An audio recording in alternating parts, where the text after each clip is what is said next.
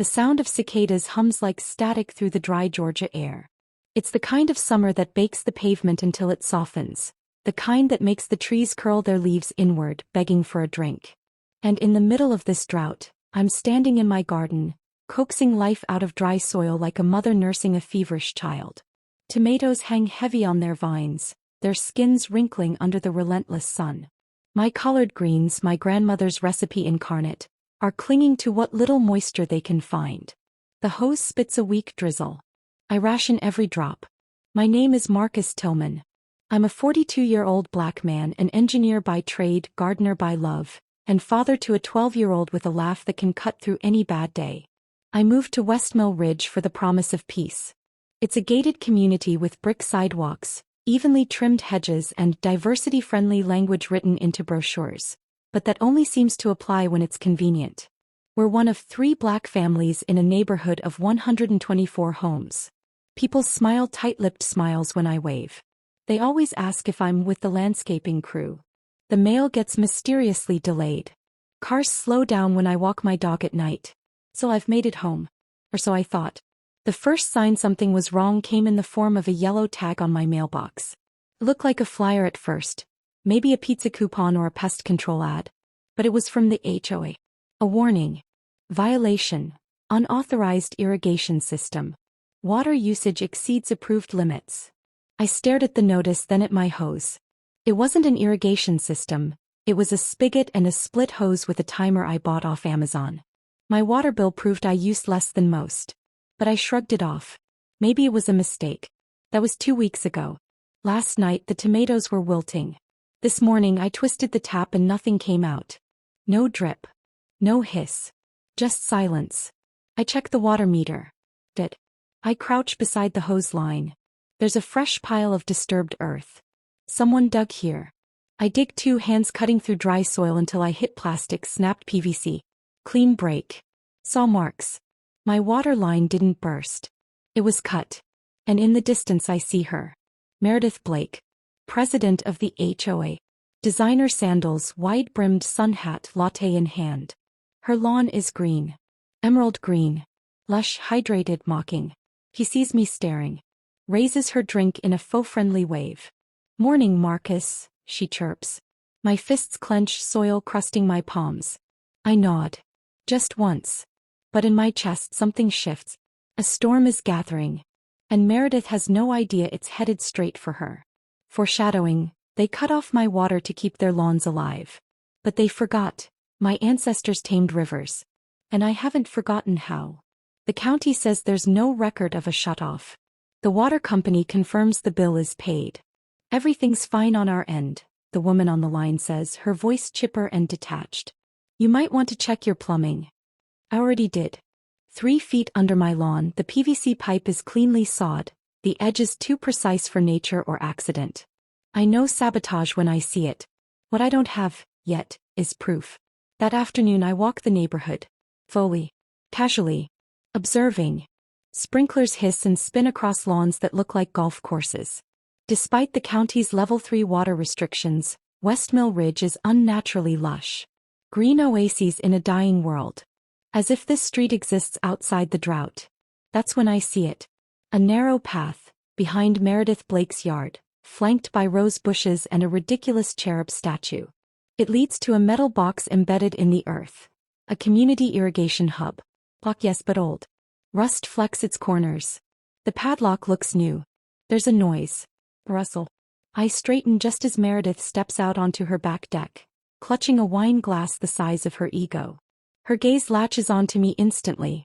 Marcus, she calls out with a sugar-sweet drawl. Out for a stroll? I force a smile. Yeah. Just getting a lay of the land. She walks down the steps, perfectly timed like a politician at a photo op. Her white linen dress flutters in the breeze. She stops a few feet away, her eyes narrowing ever so slightly. That microsecond of evaluation. Of calculation. You know, she says, voice dipping, we do have rules about property maintenance. You've got some weeds on your curb strip. I almost laugh. My water's been cut for days and weeds are what she's concerned about? She sips her wine. People move here for a certain standard. There it is. Not outright but close enough. People. A word that, in her mouth, means not you. I nod slowly. Appreciate the reminder. I'll get right on that. Once my water works again. Her smile thins. Well, maybe it's a sign to conserve, Marcus. We all have to make sacrifices during times like this. Funny. Her lawn looks freshly watered. I leave before my mouth writes a check I'm not ready to cash. But the unease simmers now, tight under my ribs. Like something is watching me, following me. That night I install a trail cam near the busted pipe. It's hidden under mulch, angled just right. If someone comes back, I'll catch them. The next morning I wake to footsteps on my porch. A letter shoved under the door. No envelope. No signature. Just one sentence printed in block font. Drop it, or next time it won't just be your pipe. I stare at the words, heart hammering. This isn't about water anymore. It's a warning. And now I'm wide awake. Foreshadowing, they wanted to make me thirsty. They didn't realize they just made me dangerous. The next day I walk straight into the HOA meeting like I own the place. It's held every third Thursday inside the clubhouse. Cool air, cold stairs. A polished stone fireplace no one uses except for appearances. I step in wearing my dust-covered boots and a shirt still damp from trying to bucket water onto my dying garden. Eyes turn. Conversations die mid-sentence. At the head of the U-shaped table, Meredith Blake smiles like a viper in pearls. Marcus, she says with mock surprise, didn't expect to see you here. I lift the printed photo from my trail cam and lay it on the table. It's blurry, but the silhouette of a man kneeling over my pipe is clear. Bolt cutters glinting in one hand. The timestamp is dead center. My waterline was cut, I say. Last Tuesday. Here's the image. Gasps. A few murmurs. A man in a beige polo, Paul HOA treasurer, leans forward. That's serious, he says. You filed a police report? I will. But I wanted to see if this board had anything to say first. Meredith barely glances at the image. It's hardly conclusive, she says. That could be anyone. I meet her gaze. You're right. It could be. Which is why I pulled footage from the community gate camera too. Her fingers tense around her pen. I hold up my phone and press play. The screen shows the same figure. Black truck, license plate partially visible. Entering the neighborhood after hours using an HOA master code. A code only board members possess. I let the implication hang. Now, I say, I'm not pointing fingers. Yet. But someone used their position to sabotage my property. Meredith leans back, unbothered. Marcus, you're making a lot of assumptions. Do you have proof anyone here did this? I'm working on it. She smiles. Then perhaps you should refrain from storming into our meetings and accusing this board, which you're not even a part of criminal activity. Paul clears his throat. Maybe we should investigate. We'll handle it internally, Meredith snaps. I realize what's happening. She's tightening the circle. Cutting off voices, controlling the narrative. She doesn't care about rules. He cares about power. And people like me threatening it. The next day my garden gets trampled. Collard greens stomped flat. Tomatoes crushed into pulp. No footprints. No tire marks. Just destruction. A message. So I get to work. I knock on doors. Quiet ones. The older black couple down the road, Mrs. Janice and Mr. Holloway, nod solemnly when I tell them what's been happening. They cited us too, Janice whispers. Said our front steps were too urban. The young Latina mother next to them says her daughter's chalk drawings were labeled graffiti. A biracial couple admits they got a noise complaint after their cookout. 2 guests, no music, just laughter. It's a pattern. A quiet purge disguised as policy. I print it all. Pictures, notes, copies of every letter. Then I take it to Zariah Washington. Zariah's a civil rights lawyer with a spine made of steel. She's young, fierce, and never forgot where she came from. I met her when she helped my friend's cousin fight an unlawful eviction. I show her everything. She listens. Silent. But when I finish, she looks up and says, "Let's break them open." Together we begin the legal process. Document everything. File the preliminary complaint. But the neighborhood feels it. The next week I find my mailbox ripped off its post. My tires slashed. A dead squirrel nailed to my fence. The cruelty escalates, and with it the silence of my white neighbors becomes deafening. Until one breaks it. Sandra Wilcox, retired teacher, always waving from her porch, approaches me one evening, trembling. "I saw Meredith," she says. "Last week. She was on your lawn, after dark." She presses something into my hand, grainy cell phone footage. It's enough. Meredith, crouching in the dark, gloved hands fiddling with something in the grass. My chest tightens. Thanks, Sandra. And I know right then, this is no longer about water or lawns. It's about who's allowed to exist here. Who's allowed to thrive. Meredith thought she could scare me silent. She doesn't realize, droughts don't kill roots. They make them stronger. Foreshadowing, if she wanted a war over water, she should have remembered.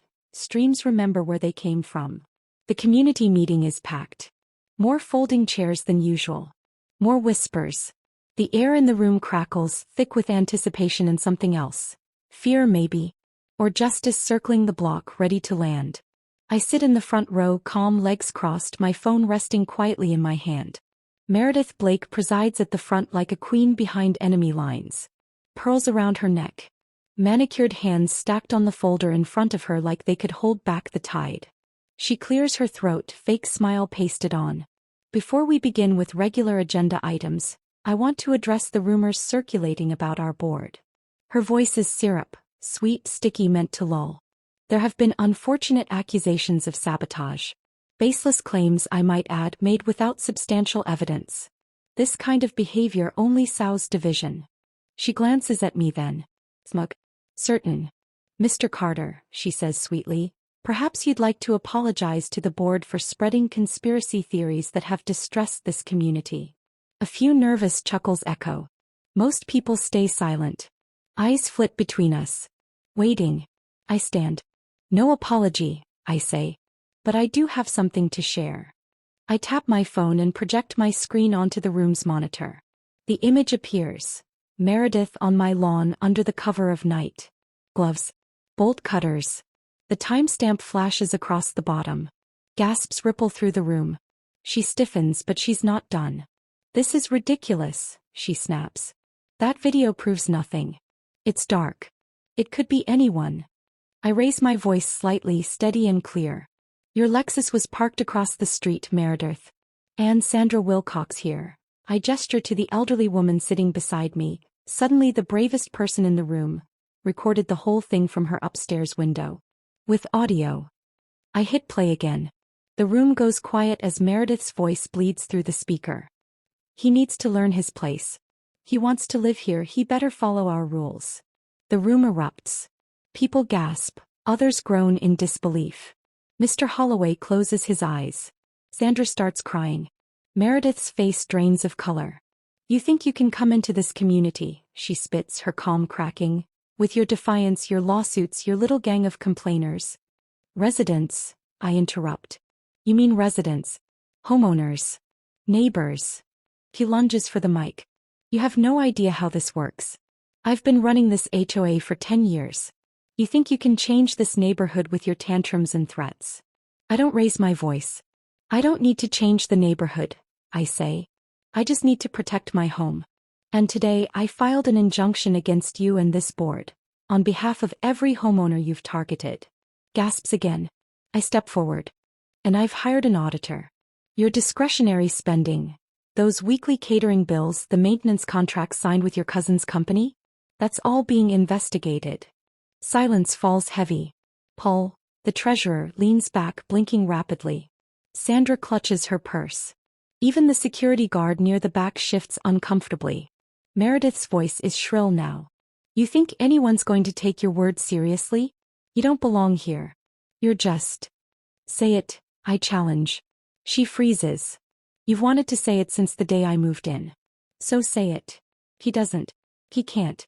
Because now the room knows. Now it's real. Now her mask has cracked wide open and what's underneath is ugly and exposed. I let the silence stretch. Then I say, "This is how it ends, Meredith. Not with me backing down, but with you finally being seen for what you are." She storms out of the room. No one stops her. No one follows. I look around the room. People shift. Some look at me with shame, others with quiet gratitude. But the dam has broken. And justice? Justice is now flowing, steady and unrelenting. Foreshadowing payoff. She thought the drought would starve me out. But she forgot. Creeks always carve new paths. It spreads faster than wildfire. By morning the video is everywhere. Next door the HOA Facebook group, even TikTok. Someone's teenage son clipped the audio with subtitles and a dramatic zoom on Meredith's sneering face. The caption reads, HOA Karen gets exposed trying to sabotage black homeowner. And it has over 2.3 million views by noon. Meredith tries to go radio silent. But the board group chat leaks too. Screenshots of her messages calling me combative, out of control, and a diversity experiment gone wrong. Every phrase a nail hammered into her own coffin. I sit on my porch that morning, coffee in hand, watching city trucks dig into the mess the HOA made of my waterline. My neighbor Calvin stands beside me, arms crossed. You really did it, man, he says, shaking his head in admiration. She's melting down like a microwave burrito. I smile, but it's tight. Not done yet. Because even snakes cornered can still bite. At 2 p.m., a black SUV rolls up to my driveway. Out steps Detective Ramirez from the county DA's office, followed by a stern man in a gray suit, special investigator from the state HOA Oversight Committee. Seems the viral explosion forced some hands. Mr. Carter, Ramirez says, flipping open a notepad. Mind walking us through everything again? We've got new witnesses and the DA is looking into possible criminal charges. Vandalism, fraud, abuse of authority. Gladly, I say. I hand them the flash drive. High-res security footage from a different angle, recorded by a neighbor's doorbell cam that I hadn't even known was pointed my way. This one caught Meredith and her son Jason, also on the board, working together to cut my line and plant a fake leak notice on my porch. Clear faces. Clear voices. Clear motive. Jason had sent the forged notice through a fake company email. Sloppy. Easily traceable. This will help, the investigator mutters, jaw clenched. By dusk the fallout begins. HOA emergency meeting cancelled indefinitely, the email reads. Pending full investigation. Then the neighborhood group thread lights up. Did you guys know Meredith forged signatures for that new lawn regulation last year? She used HOA funds to hire her nephew's landscaping company for triple the price. Someone should have said something sooner. They always say that when the tide turns. That night I get a knock on my door. It's Paul, the treasurer, with sweat on his forehead and guilt in his eyes. I didn't know she'd gone that far, he says. I knew she bent rules, but this, he hands me a manila folder. You'll want this. Every suspicious transaction she authorized for the past 18 months. I nod slowly. You knew something was off. He sighs. Yeah. And I didn't have the guts to speak. Well, now you do. He walks away with his shoulders lower than when he came. The next day it all comes crashing down. The DA holds a press conference. Meredith is being investigated for multiple counts of fraud, tampering with public utilities and racial harassment. Jason is subpoenaed. The HOA board is temporarily dissolved. A third-party management company takes over. I hear she tried to delete her social media and scrub her name, but it's too late. The internet remembers. And so do the people she hurt. The mailman tells me she's been hiding in her house with the blinds down. Her Lexus hasn't moved. Someone egged her porch. I don't condone that, but I understand the anger. I divert the creek. That was the final blow. 2 weeks after the scandal, I petitioned the city for an irrigation diversion permit, based on newly uncovered sabotage and unfair water restrictions. I present every document, photo, and witness statement. The city engineer nods. Proves it. By the following weekend, the creek that used to trickle past my dead yard now curves subtly behind it, into my property, nourishing the drought-ridden ground. My grass greens. My garden starts to come alive again. The water used to feed the central roundabout, where Meredith's lawn sat like a golf course in the desert. Now it bypasses it. Dry. Prat. Brown. Symbolic. Neighbors stop by, quietly, respectfully. Some bring cookies. Others just say, we should have spoken up. I don't rub it in. I just water my plants. There's a strange kind of justice in silence. In letting people sit with what they allowed. What they ignored. What they excused until it was undeniable. Meredith finally moves out. Late one night, a moving van parks on her driveway. I watch from my porch. No one helps her pack. No goodbyes. Just shadows loading cardboard boxes of entitlement into the dark. I sip my tea and whisper, creeks always carve new paths. Because the water she tried to steal from me? It just found a better home. The grass on Meredith's old lawn never grows back. It stays yellowed and brittle like a relic of some long-forgotten war. Her house sits empty now. A for sale sign slants crooked in the yard, paint peeling, mailbox dented. No one's in a rush to fix it. Like the whole neighborhood wants to let it rot for a while. Sometimes justice doesn't come with sirens. Sometimes it's quiet. Like a door closing. Like a name whispered behind hands instead of praised aloud. The arrest came quietly too. The DA moved swiftly after the footage went public.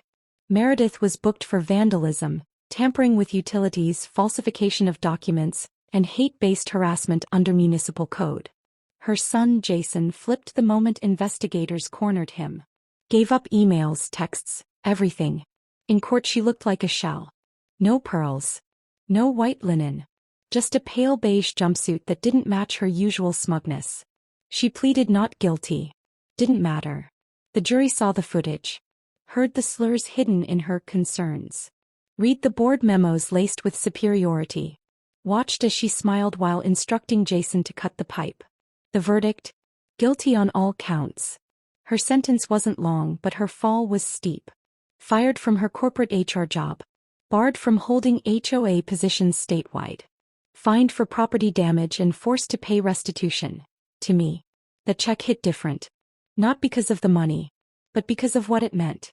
That someone like her, so used to winning quietly, lost publicly. Me. I didn't just win. I reclaimed my peace. My garden's in full bloom now. Tomatoes, collards, sunflowers high enough to block the fence line. I hear birds again. The sound of trickling water from the diverted creek is a kind of music. Feeling steady. Neighbors pass by and wave. Not all of them speak, but more do now. Even Sarah, the woman who clutched her purse the first time I moved in, stopped one day. "I'm sorry," she said. Just like that. No preamble. I blinked. For what? For not saying anything. For watching her do that to you.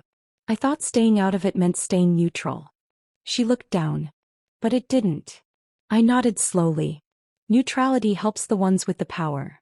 He swallowed. I know that now. That moment. More than the trial, more than the creek. That moment felt like real justice. Because it meant people were seeing. A week after Meredith was sentenced, the city council invited me to speak at a community town hall on racial equity in housing. I told them my story. Told them how silence nearly buried me. Told them how easy it is to make a black homeowner feel like a trespasser in their own front yard. Told them what it's like to call for help and be told to just mow your lawn more often. I ended with this. We don't need pity. We need protection. We need eyes that don't look away when we're being drowned in dry seasons while others sip from stolen wells. The room was quiet when I stepped down. But the applause that followed? It meant the dam had cracked. Now people walk slower past my home. Some with questions. Some with shame. Some with admiration. Me. I just keep watering my roots. Because the day Meredith cut my water line, she thought she was drying me out. She didn't know I'd plant something deeper. Something that couldn't be cut, diverted, or ignored. She tried to erase me. But all she did was make me impossible to forget.